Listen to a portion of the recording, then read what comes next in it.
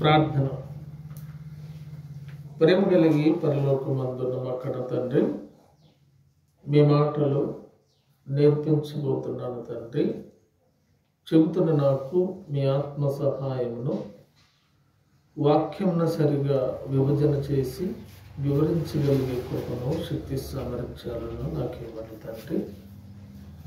వింటున్న పిల్లలందరికీ వినగలిగిన చెవులను, విన్న ఆ మాటలన్నీ అర్థం చేసుకోగల కృపనివ్వమని క్రీస్తు యేసు నామమున ప్రార్థన సమర్పిస్తున్నాము తండ్రి. ఆమేన్. ప్రియమైనటువంటి దేవుని పిల్లరా, ఈరోజు నా ఆరాధన కార్యక్రమంలో మనం నేర్చుకునబోయే పాఠం ఏమిటంటే, దేవుని ఎడల ధనవంతులు కాక తన కొరకే సమకూర్చుకున్న వారి పరిస్థితి ఏమవుతుంది అనే పాఠాన్ని మనం నేర్చుకోబోతున్నాం. మరొకసారి చెప్తున్నానండి, దేవుని ఎడల ధనవంతులు కాక తన కొరకే సమకూర్చుకున్న వారి పరిస్థితి ఏమవుతుంది అనే పాఠాన్ని మనం నేర్చుకుంటున్నాం. కనుక జాగ్రత్తగా విని నేర్చుకోవాలని మీ అందరికీ ప్రేమతో మనవి చేస్తున్నాం. అంటే ఈ పాఠం వెనుక ప్రాముఖ్యమైన ప్రధానమైన ఉద్దేశం ఏంటంటే, అందరూ దేవుని ఎడల ధనము సంపాదించుకోవాలి, అందరూ పరలోకంలో తమ ధనాన్ని ఎక్కువగా దాచుకొని దేవుని ద్వారా ప్రతిఫలం పొంది ఆయన కృపలో జీవించాలి అనే ముఖ్యమైన ఉద్దేశంతో ఈ పాఠాన్ని మీకు నేర్పించబోతున్నాను. కాబట్టి జాగ్రత్తగా వినాలని మనవి చేస్తున్నాను. అయితే దేవుని ఎడల ధనవంతులు ఉన్నారు, తమ కొరకు తాము కూర్చుకునే ధనవంతులు కూడా ఉన్నారు. రెండు రకాలుగా ఉన్నారు. దేవుని ఎడల ధనము కలిగిన వారు ఉన్నారు, తమ కొరకు తాము ధనం సమకూర్చుకునేవారు కూడా ఉన్నారు.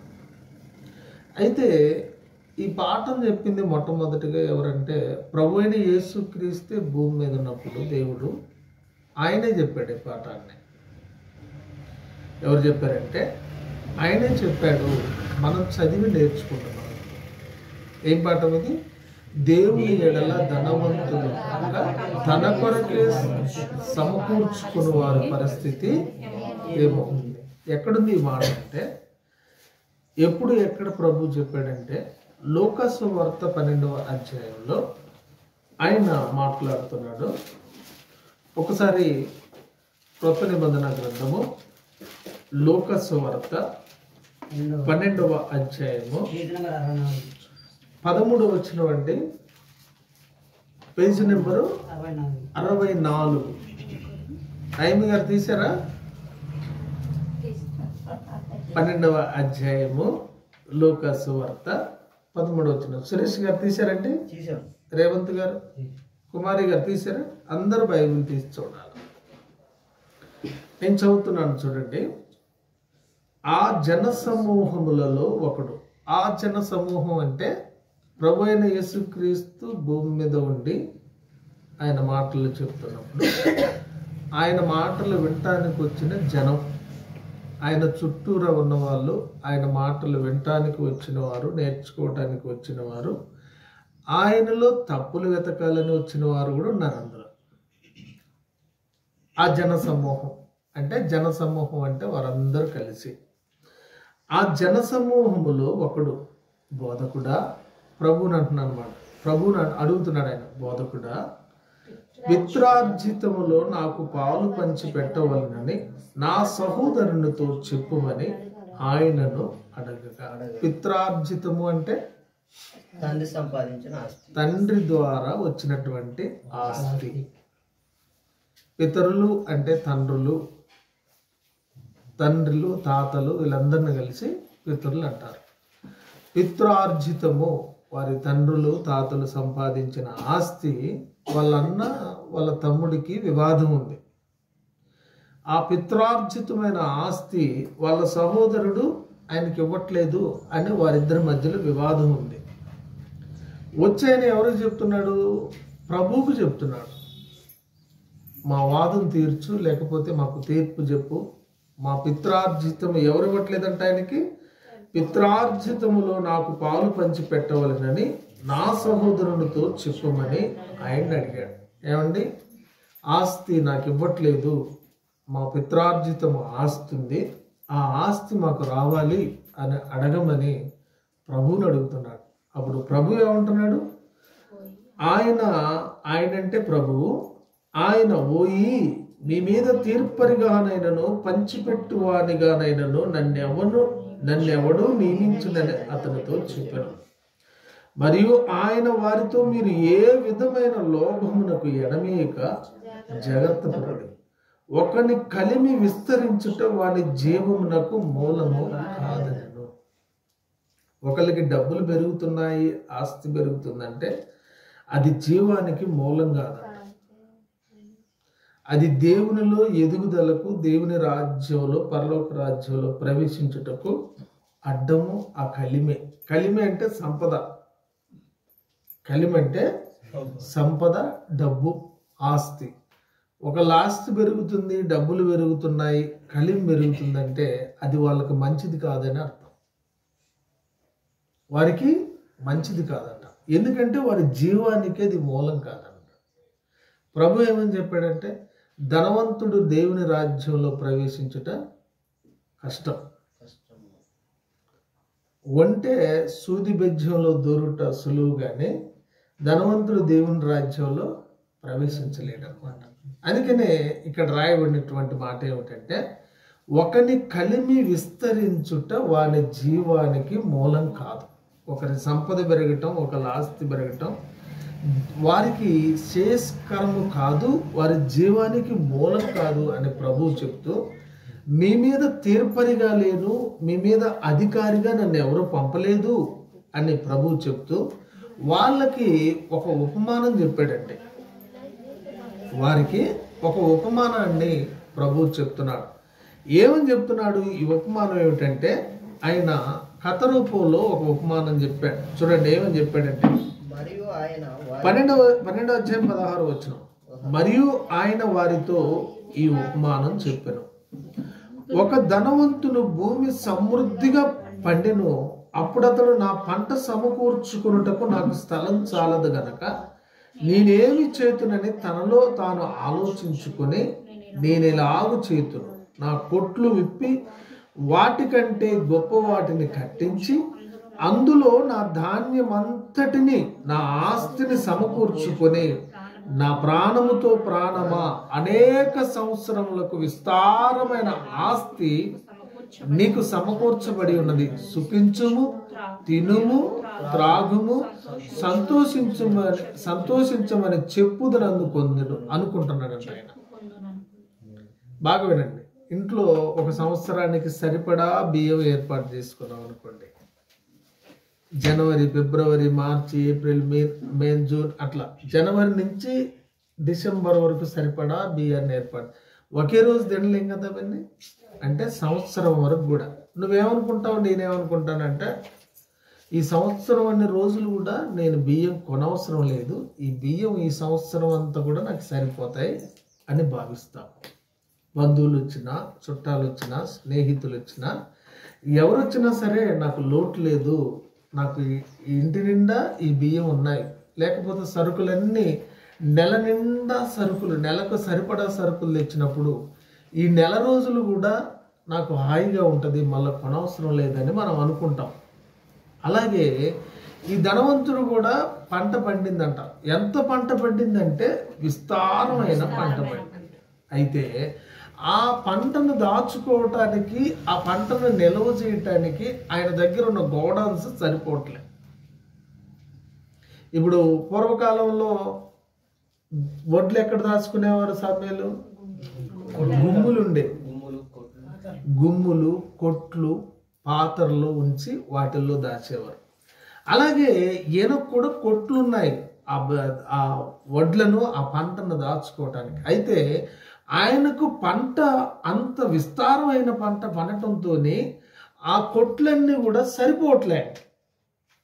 ఆ కొట్లన్నీ కూడా అయితే ఏమనుకుంటున్నాడంటే, ఆయన ఏమనుకుంటున్నాడు చూడండి, నా పంట సమకూర్చుకున్నటకు నాకు స్థలం చాలదు గనక నేనేమి చేతునని తనలో తాను ఆలోచించుకొని నేను ఇలాగు చేతును, నా కొట్లు విప్పి వాటికంటే గొప్ప వాటిని కట్టించి. అంటే ఆ గోడౌన్స్ అన్ని, ఆ కొట్లన్నీ తీసేసి ఇంకా పెద్దవి కట్టించి, ఇంకా పెద్ద కొట్లను తయారు చేసి వాటిల్లో సమకూర్చుకొని ప్రాణంతో చెప్తున్నాడు అనమాట, నా ప్రాణమా, అనేక సంవత్సరములు విస్తారమైన ఆస్తి నీకు సమకూర్చబడి. ఎన్ని సంవత్సరాలు? అనేక సంవత్సరాలు తినొచ్చంట ఆ పంట. ఒకేసారి ఎంత పంట పండిందంటే ఆయనకి అనేక సంవత్సరాలు తినంత పంట ఆయనకు సమకూర్చబడింది. ప్రాణంతో చెప్పుకుంటున్నాడంట, సుఖించుము, తినుము, తాగుము, సంతోషించుమని అనుకొనిను అనుకుంటున్నాడంట ఆయన. ఇక ఈ కొట్లన్నీ విప్పి పెద్దవి కడతాడు. వీటన్నింటిలో ఈ పంటను సమకూర్చుకొని అనేక సంవత్సరాలు తినడానికి నాకు ఏ డోకా లేదు, నాకు ఏ బాధ లేదు, నాకు ఏ ఇబ్బంది లేదు, నెమ్మదిగా సుఖంగా కడుపు నిండా తిని కంటార నిద్రపోవచ్చు, హాయిగా ఉండొచ్చు అనుకున్నాను. మటన్ తినగానే ఎంత నిద్ర వస్తుందో, విస్తారంగా తిన్నాం అనుకో, కడుపులో పట్టే దానికన్నా ఎక్కువ తిన్నాం అనుకో, తినంగా ఒకసారి నేను కూడా అంతే మర్చిపోయి దోశలు ఒక 5, 6, 10 అట్లా కూడా మర్చిపోయి ఫోన్ చూసుకుంటూ తింటూనే ఉంటా. తిన్న తర్వాత అది అరిగించుకోవడానికి ఆయాపశోభాలు పడాలి. అందుకనే డాక్టర్లు ఏం చెప్తారంటే, అన్నం తినేటప్పుడు కానీ ఏదైనా తినేటప్పుడు టీవీలు కానీ ఫోన్లు కానీ చూడకూడదు. నువ్వు ఎంత తింటున్నావో నీకు గుర్తుండదు. ఇక ఎంత తింటావో నీకు గుర్తుండదు, మర్చిపోయి తింటావు. తర్వాత అది అరగటానికి ఇబ్బందులు పడతావు.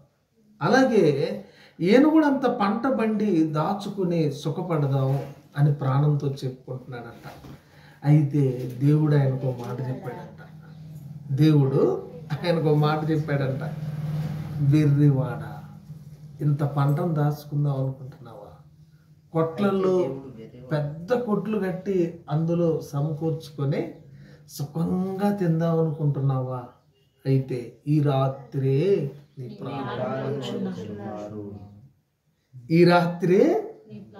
ప్రాణం పోతుంది. మరి నువ్వు సిద్ధపరిచిన పంట అంతా ఎవరి పాలు కావాలి? చూడండి రాయబడ్డ, దేవుడు వెర్రివాడ, ఈ రాత్రి నీ ప్రాణం అడుగుతున్నారు, నీవు సిద్ధపరిచినవి ఎవనివగునని అతనితో చెప్పాను. నువ్వు సిద్ధపరిచిందంతా కొట్లు కడదాం అనుకుంటున్నావు, పంట విస్తారమైన పంట తెచ్చావు, ఎవరి పాలవుతుంది?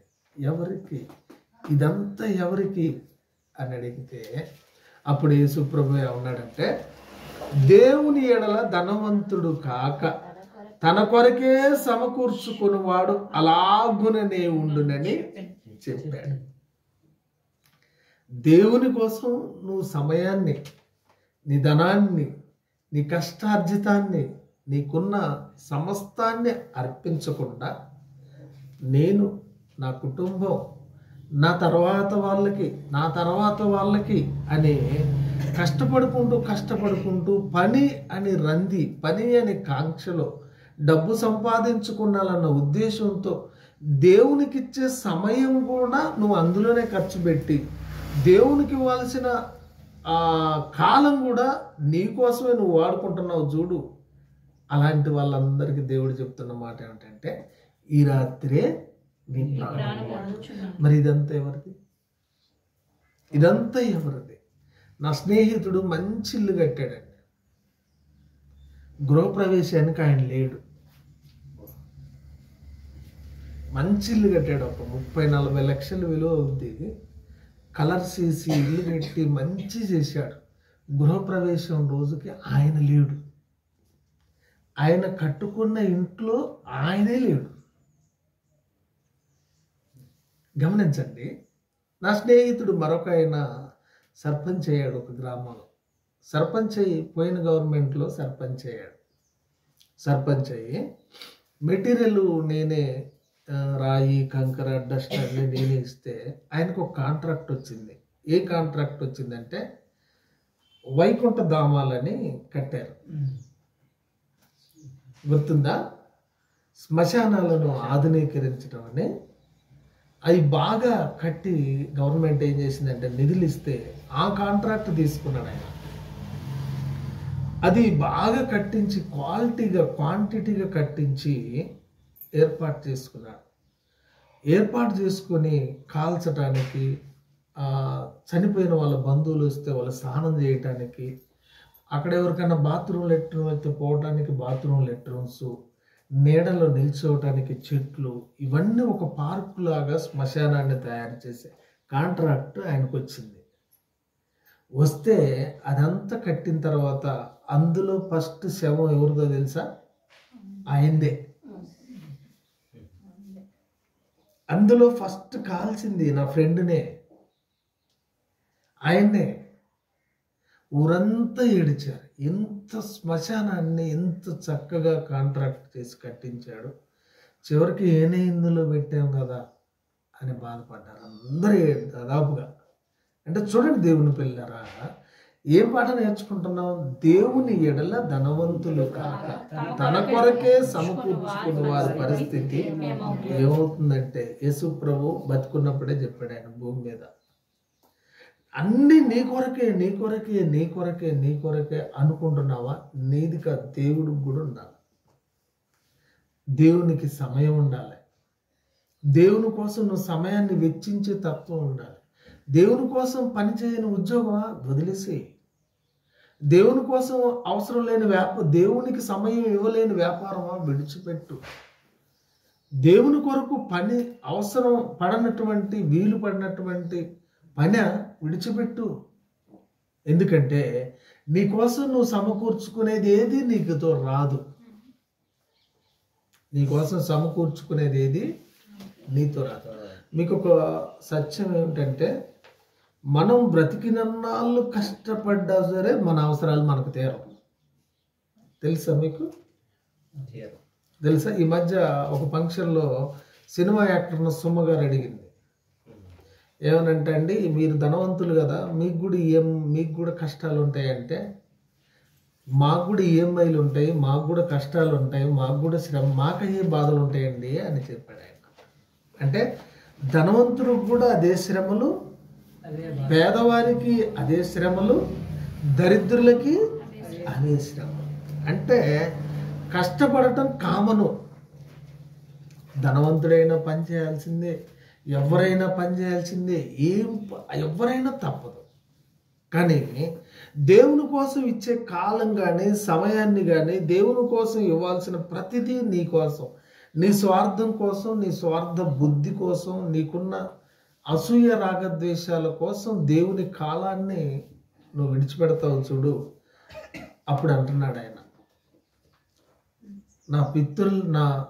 నా సహోదరునికి చెప్పవా, నా పిత్రార్జితంలో నాకు భాగ్యం అని చెప్పవా అని ప్రభువుని అడిగితే, మీ మీద తీర్పరిగా ఉండటానికి, మీ ఆస్తులు పంచడానికి, మీ పంచాయతీలు చేయటానికి నేను రాలేదు. ఈ కథ విను, ఈ ఉపమానం చెప్తున్న విను.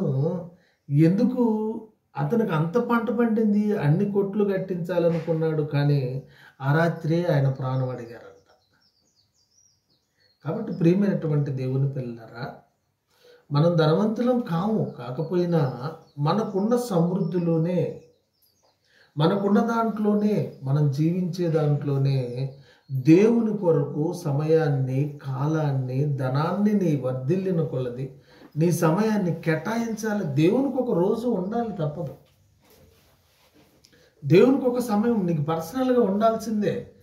ఇప్పుడు ఉద్యోగానికి ఉదయం నుంచి సాయంత్రం దాకా పెట్టావు, తినడానికి 2 గంటలు తింటావు, స్నానం చేయటానికి, ఖాళీగా నిట్టూర్పులు ఏడవటానికి, రెస్టులు తీసుకోవటానికి, వాకింగ్లు చేయటానికి, జాగింగ్లు చేయడానికి అనేక జాగ్రత్తలు తీసుకున్నాం. కానీ మరి దేవునితో గడిపే సమయం ఏది ఎప్పుడైనా ఆలోచించారా? ఎప్పుడైనా ఈ రోజుకి గంట దేవుంది ధ్యానం చేసావా? ఆదివారం ధ్యానం చేసావా? శనివారం చేసావా? సోమవారం నుంచి చేసావా? శుక్రవారం చేసావా? ఏ రోజైనా మనం ఆలోచించుకోవాలి కదా. అందుకనే తన కొరకు తాను సమకూర్చుకున్న వారి పరిస్థితి ఇదే అన్నాడు ప్రభు. తన కొరకు తాను సమకూర్చుకున్న వారి పరిస్థితి ఇదే. సామెతల గ్రంథంలో సొలొమోను గారు జ్ఞానవంతుడు, ధనవంతుడు, ఆయన మహాపండితుడు, మహా గొప్పవాడు, దేవుని ఎడల ఉన్నతమైన జీవితాన్ని జీవించి దేవాలయాన్ని కట్టినవాడు. ఆయన చెప్పిన మాట ఏమిటంటే, అనుభవంతో పరిశుద్ధాత్మ ప్రేరణతో ఒక మాట అన్నాడంట.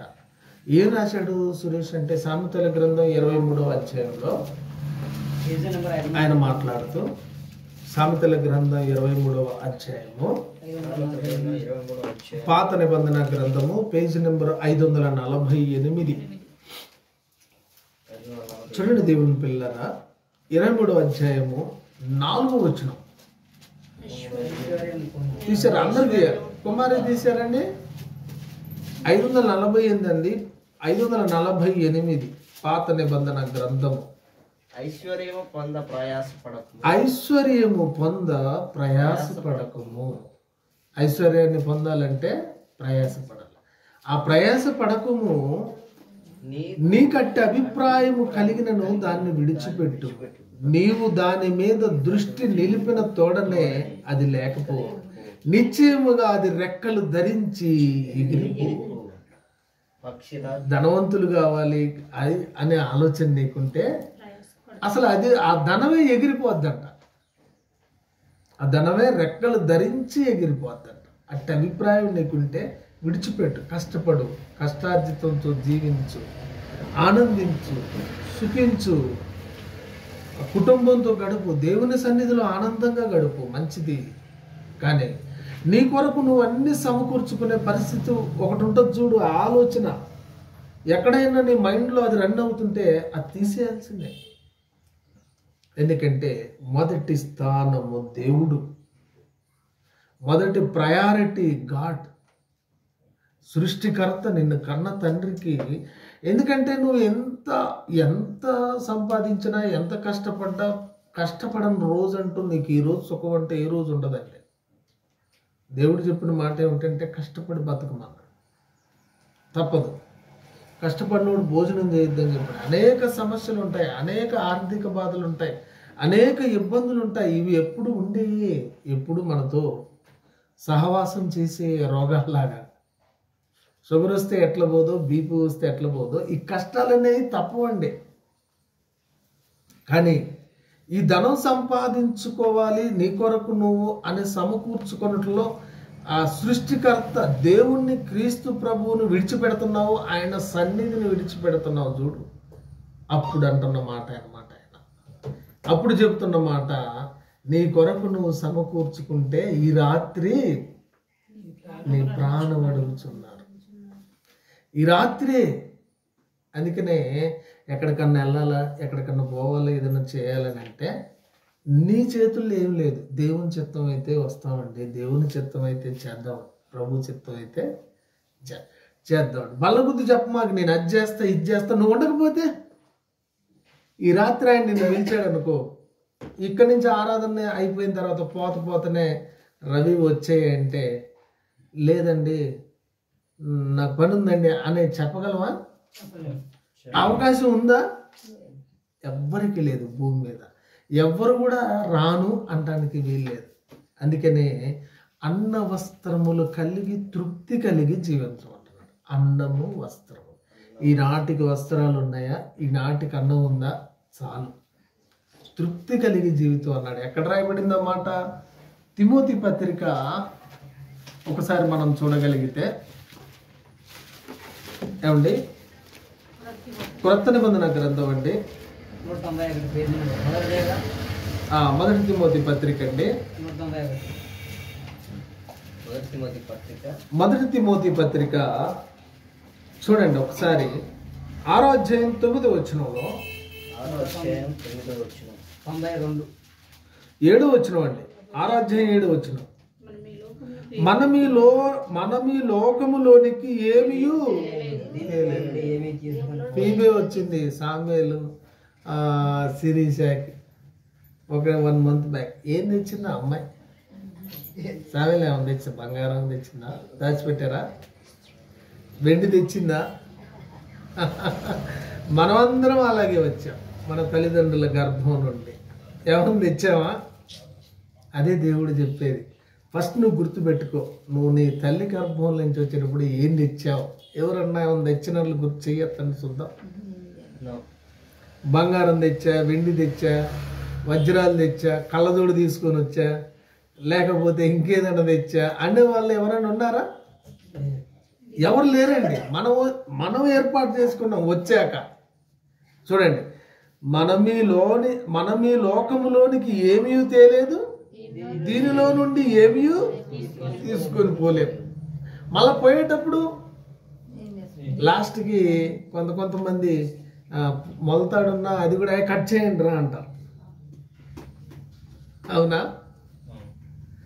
మొలతాడున్నా కూడా కట్ చేయండి అంటారు. ఏం తీసుకొని పోలేవు, ఏమీ తీసుకొని పోలేవు. అసలు ఏం మన వస్త్రం వేసుకున్న పాయింట్ కానీ, ధరించుకున్న పాయింట్ కానీ, చొక్కా కానీ, లేకపోతే నీ నెత్తిన జుట్టు, నీకున్న జుట్టు కూడా నువ్వు తీసుకొని పోలేవు. అందుకనే చూడండి, మనమీ లోకములోనికి ఏమీ తేలేదు, దీనిలో నుండి ఏమీ తీసుకొని పోలేము కాగా అన్న వస్త్రములు గలవారమయుండి వాటితో తృప్తి చాలు. వాటితో తృప్తి పొందు. ఆరోగ్యం. వాట్సాప్లో ఒక పోస్ట్ వస్తుంది. ఒక ఆయన గేదెలు కాసుకుంటూ చెట్టు కింద పడుకున్నాడు. ఆయన కింద ఏం రాశారంటే, నెట్వర్క్ బాధ లేదు, ఈఎంఐ బాధ లేదు, సెల్ ఫోన్ బాధ లేదు, ఈయనకే బాధ లేదండి, ఎంత ప్రశాంతంగా ఉన్నాడంటే ట్యాగ్ కింద రాశారనమాట. అంటే ఏమీ లేకుండా, ఏ ఆలోచన లేకుండా, ఏ భారం పెట్టుకోకుండా ఉంటే ప్రశాంతం, మంచిది, మంచి జీవితం. ఎందుకంటే ఏమీ తేలేదు, ఏమీ. కొంతమంది అంటే పండుకునేటప్పుడు కూడా ఫోన్ చేతులు జేబులో పెట్టుకుని పండుకుంటున్నారంట ఈ మధ్య. సీక్రెట్లు ఉన్నోళ్ళు పండుకునేటప్పుడు కూడా జేబులో, సంకలో, లేకపోతే దాచుకొని పడుకుంటున్నారు ఫోన్లో. ఎవరైనా నా ఫోన్ చూస్తే డౌట్, భయం. ఆ ఫోన్ నువ్వు తీసిపోతావా? ఏం తీసిపోలేవు. అసలు ఏమీ రావు నీ వెంట. మనం చేతికి కట్టుకున్న దారం అయినా, వేలికి పెట్టుకున్న ఉంగరం అయినా ఏమి మనతో రాదు. వచ్చిందండి అత్తయ్య గారు? రాదండి. అందుకనే చూడండి 9వ వచనం, ధనవంతులగుటకు ఆపేక్షించు వారు, ఒకవేళ నువ్వు ధనవంతుడు అవ్వాలని కోరిక నీకుంటే శోధన. మొట్టమొదటిగా ఏమొస్తుంది? శోధన, ఉరి, అవివేకయుక్తములు, హానికరములైన అనేక దురాశల్లో పడుదురు. అట్టివి మనుషులను నష్టంలోను నాశనములోను ఉంచి. ఒకవేళ నువ్వు ధనవంతుడు అయి ఉంటే మరి నీ పరిస్థితి ఏందనే ప్రశ్న వస్తుంది. ఆల్రెడీ ధనవంతులు ఉంటారు కదా, వాళ్ళకు కూడా ఒక మాట చెప్పాడు 17వ వచనంలో.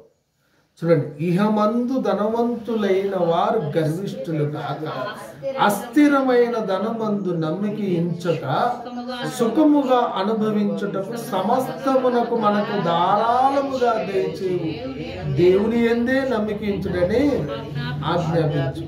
వారు వాస్తవమైన జీవం సంపాదించుకునే నిమిత్తం రాబో కాలమునకు మంచి పునాది తమ కొరకు వేసుకొనుచు మేలు చేయువారును, సత్క్రియలు అను ధనము గలవారును, ఔదార్యము గలవారును, తమ ధనములో ఇతరులకు పాలించు వారునై ఉండవాలని వారికి ఆజ్ఞాపించు అన్నాడు. కాబట్టి ప్రియమైనటువంటి దేవుని పిల్లరా, ఏం పాట నేర్చుకున్నాం మనం ఈరోజు చెప్పండి?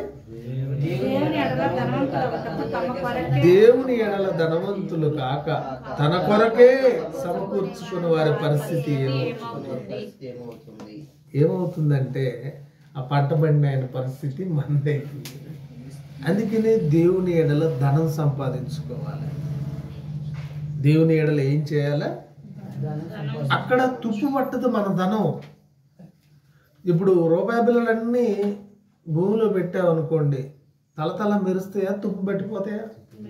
తుప్పు పెట్టిపోతాయి. డబ్బులు దాచావనుకోండి భూమిలో, ఏమైపోతాయి? చెదలు పెట్టిపోతాయి.